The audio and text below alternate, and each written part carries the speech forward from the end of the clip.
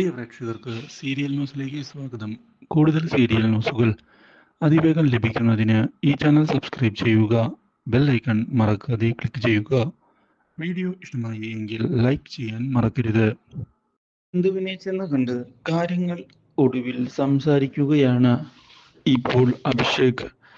എനിക്ക് നിന്റെ സഹായം അത്യാവശ്യമാടാ. കാര്യങ്ങളെല്ലാം കൈവിട്ടു പോയിരിക്കുകയാണ്. എന്താണ് നിന്റെ പ്രശ്നം? നീ പറ. എന്തിനും ഏതിനും ഈ ചന്തു നിന്റെ കൂടെ ഉണ്ടാകും. ആ കാര്യത്തിൽ ഒരു സംശയവും നിനക്ക് വേണ്ട. ചന്തു, നിനക്കറിയാമല്ലോ എൻ്റെ കാര്യങ്ങൾ. ഇഷയെ ഞാൻ ഒരുപാട് സ്നേഹിച്ചതാണ്.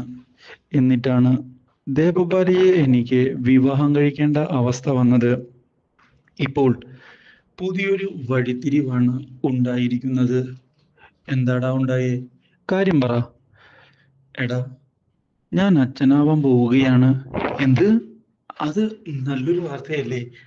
കൺഗ്രാചുലേഷൻ. എങ്ങനെ? എന്താ വിശേഷം? എന്താ ഉണ്ടായേ? എടാ, അവിടെയാണ് പ്രശ്നം. ദേവബാലയല്ല, ഇഷയാണ് പ്രഗ്നന്റ് ആയിരിക്കുന്നത്. ഇഷയോ? അതെ, അവളുടെ വയറ്റിൽ വളരുന്നത് എൻ്റെ കുഞ്ഞാണ്. ദേവബാലയെ എൻ്റെ ജീവിതത്തിൽ നിന്ന് പണ്ടേ ഒഴിവാക്കണമെന്ന് ഞാൻ ആഗ്രഹിച്ചതാണ്. പക്ഷേ അവൾ ഇറങ്ങിപ്പോകാൻ തയ്യാറാകാതെയാണ് ഇങ്ങനെ നിൽക്കുന്നത്. അതുകൊണ്ടാണ് എൻ്റെ ജീവിതം വഴിയടഞ്ഞു നിൽക്കുന്നത്.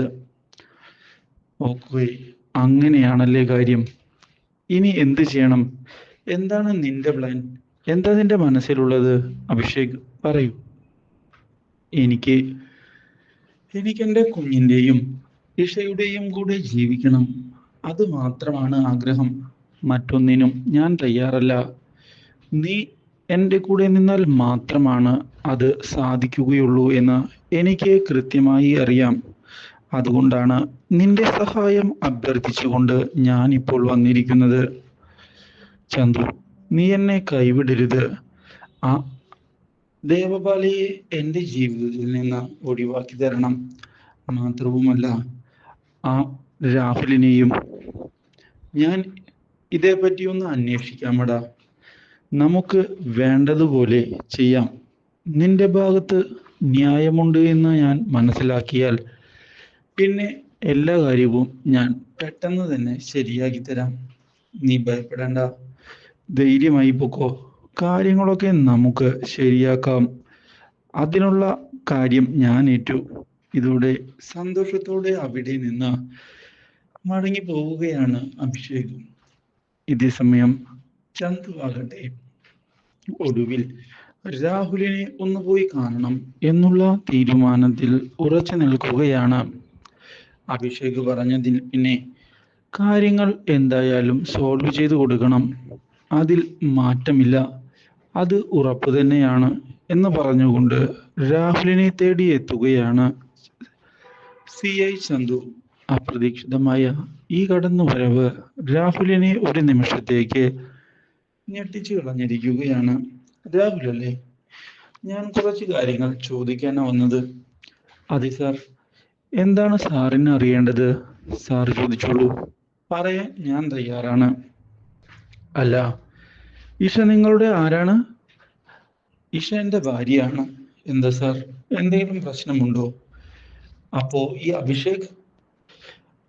അഭിഷേക് അവളുടെ മുൻകാമുകനാണ്, അല്ലാതെ ഒന്നുമില്ല. അവളെ കല്യാണം കഴിച്ചതിന് ശേഷം ഇപ്പോൾ അവർ തമ്മിൽ അകന്നു കഴിയുക തന്നെയാണ്. ആണല്ലേ? ഓ ഓ, ഞാൻ കുറച്ച് കാര്യങ്ങൾ അറിഞ്ഞു. അതുകൊണ്ടാണ് ഇതേപ്പറ്റി അന്വേഷണവുമായി എത്തിയത്. ഇഷ പ്രഗ്നന്റ് ആണ് എന്നുള്ള കാര്യം കേട്ടല്ലോ? അതെ സാർ, ഇഷ പ്രഗ്നന്റ് ആണ്. എൻ്റെ ഭാര്യ ഈ അടുത്താണ് കൺസീവ് ആയത്. ഞാൻ മാത്രമല്ല, എൻ്റെ കുടുംബവും ഈ കാര്യം അറിഞ്ഞതിൽ പിന്നെ വളരെയധികം സന്തോഷത്തിലാണ്.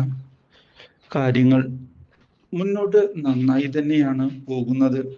ഓ, ആ കുഞ്ഞ് അഭിഷേകിൻ്റെതാണെന്നാണല്ലോ ഞാൻ കേട്ടത്.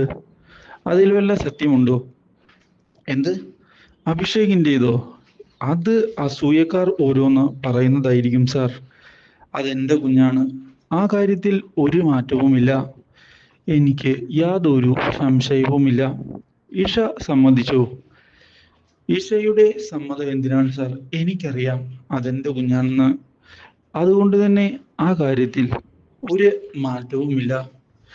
ഞാൻ എന്തായാലും ഇഷയെ ഒന്ന് കണ്ട് സംസാരിക്കട്ടെ എന്ന് പറയുകയും ചെയ്ത് ചന്തു ഇഷയെ കാണാൻ ചെല്ലുകയാണ്. ഇതോടെ ഇഷ തനിക്ക് അഭിഷേകിന്റെ കൂടെ ജീവിക്കാനാണ് ആഗ്രഹം എന്നും അഭിഷേകിന്റെ കുഞ്ഞാണ് തന്റെ വയറ്റിൽ വളരുന്നത് എന്നുമുള്ള കാര്യം സമ്മതിച്ചിരിക്കുകയാണ്. Do like, share and subscribe.